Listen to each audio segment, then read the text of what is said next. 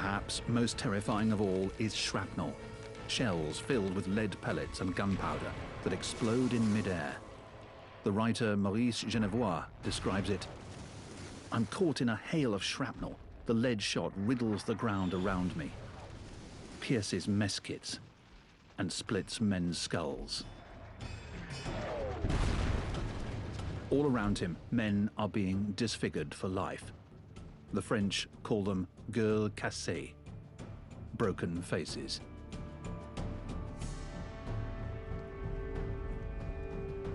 Doctors encounter horrific wounds never seen before.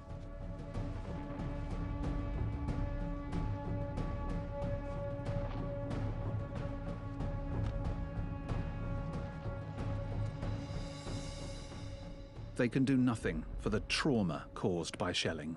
Fits of terror, trembling, paralysis.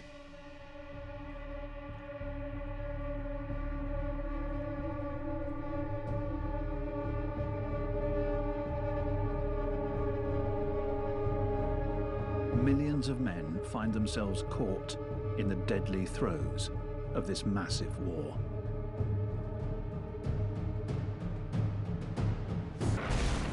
In Storm of Steel, Lieutenant Ernst Junger writes, "It's an easier matter to describe these sounds than to endure them, because one cannot but associate every single sound of flying steel with the idea of death. This artillery warfare requires that the troops hold their ground beneath every barrage, even when the shells are filled with poisonous gas." In addition to helmets, soldiers are issued gas masks as protection against this new form of warfare.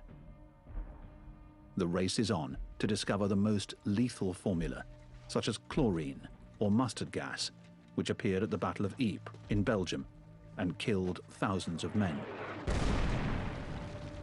A military doctor, Major Falleur, writes,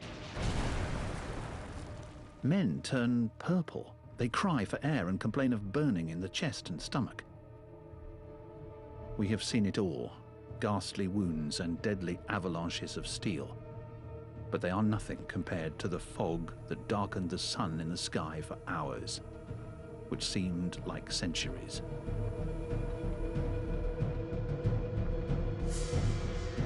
And these Canadian soldiers, now blind, have to be led by the hand like children. The International Committee of the Red Cross protests.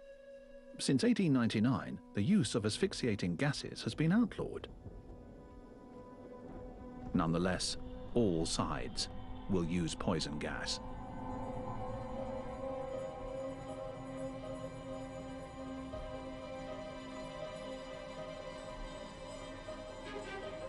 The French army perfects its protective measures: cotton for the respiratory tract, and a cloth on which the soldier is to urinate. This is supposed to help protect against chlorine. Found to be ineffective, this approach is replaced by goggles and a thick pad soaked with a protective chemical.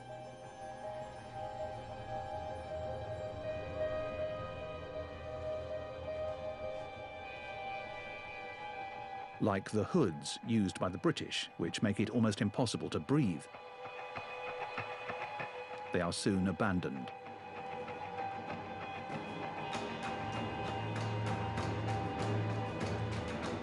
Finding a German corpse, the French learn just how much more advanced their enemies are in this technology. By autumn 1915, the Germans are using the Gummimask, a rubber mask with a filter of activated charcoal. It will soon be copied by every army and remain in service until the end of the war.